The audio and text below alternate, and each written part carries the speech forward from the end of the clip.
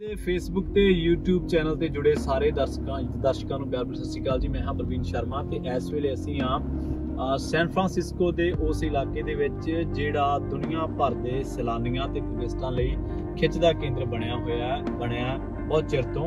आपां एक स्ट्रीट दे विच हां, लैम्बर्ट स्ट्रीट दे विच, जिहड़ी कि जिग जैग दे लई मशहूर है स्ट्रीट। सो उत्थे तुसीं भी इंजॉय करो इन्हां घुम्मण घेरियां नूं।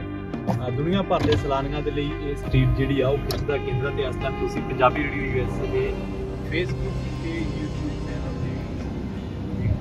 लगातार देख सकते हो कि सैलानी लगातार विश्व भर के वक्-वक् थावां तो इत्थे आउंदे ने इस जिग जैग उलझण ताणी नूं इंजॉय करते हैं। बहुत लंबे रश तो बाद पंजाबी रेडियो यूएसए की टीम इत्थे पहुंची आ। देख सकते हो कि लगातार जो सैलानी टूरिस्ट सैन फ्रांसिस्को के टूरिस्ट स्पॉट्स के विचों एक जिहड़ी किलोमीटर स्ट्रीट आ जिग जैग दे लई मशहूर आ। सो असीं लगातार तुहाडे नाल ये चीज़ां शेयर करते रहांगे। इस वेले पंजाबी रेडियो यूएसए दे तुसीं यूट्यूब चैनल या फेसबुक पेज के उत्ते ये वीडियो देख रहे हो। कोशिश करांगे किसी सैलानी दे नाल किसी टूरिस्ट दे नाल गलबात भी की जाए, पर तुसीं इन्हां दृश्यां नूं लगातार इंजॉय करते रहो।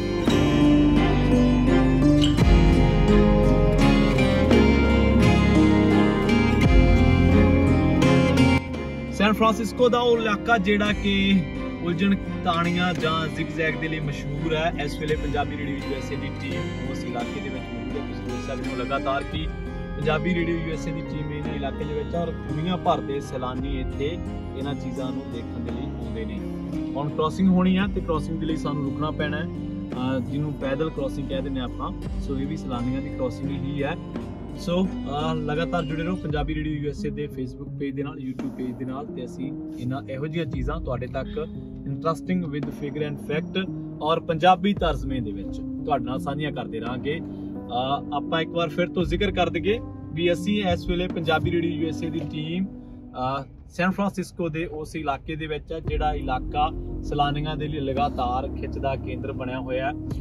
इस इलाके दे विचों zigzag street, Lambert street जिन्होंने कह दिंदे आ, लैम्बर्ट इलाका वा, उत्थे असीं हैगे आ ते बड़ियां उलझण ताणियां तो बाद असीं उत्थे पहुंचे आ। तुसीं इंजॉय भी कीता इस वीडियो दे विच, पिछले हिस्से दे विच जाके दोबारा भी तुसीं देख सकोगे।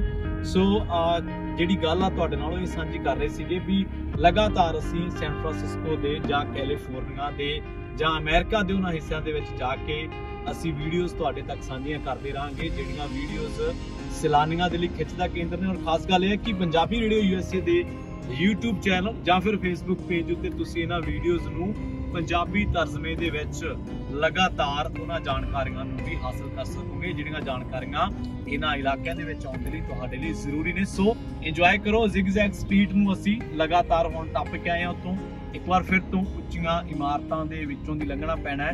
और इत्थे ड्राइविंग बड़ी तुहाडे ड्राइविंग स्किल जिहड़े आ वो इन्हां थावां ते परखे जांदे, जिथे तुहानूं पैर ते ब्रेकिंग यूज करनी पैंदी है, जिथे तुहानूं पैर ते तुहानूं फिर अगे वधना पैंदा। और फुटां दे हिसाब दे नाल हौली हौली तुहानूं ड्राइव करना पैंदा है। कारां टेढ़ियां खड़ियां होईयां ने। ये इलाका अपणियां कुछ विशेषतावां ते नालों नाल कुछ जिग जैग उलझण ताणियां दे लई दुनिया भर के सैलानियों के लिए खिच का केंद्र है, जिहड़ा कि सैन फ्रांसिस्को के एन विचकार पैंदा। जेकर गोल्डन गेट ब्रिज घूमना होगे तो यह इलाका भी घूमना ना भुल्लिओ। आलीशान इमारतां तुहाडीआं अखां वल्लों तक्कण दे नज़ारिਆਂ का इंतजार करदिआं ने। सो जदों भी सैन फ्रांसिस्को का गेड़ा लगे इन्हां इलाकिਆਂ ਨੂੰ इन्हां जो इस वेले सैन फ्रांसिस्को दे विच असीं फिरदे हां इन्हां ਨੂੰ इंजॉय करना ना भुल्लिओ, पर ड्राइविंग का ख्याल जरूर रखियो। कोशिश करो कि किसी लोकल ड्राइवर के नाल या फिर पैदल चल के इन्हां चीज़ां नूं, इन्हां दृश्यां नूं, इन्हां नज़ारिਆਂ नूं इंजॉय किया जा सके। बहुत बहुत धन्यवाद।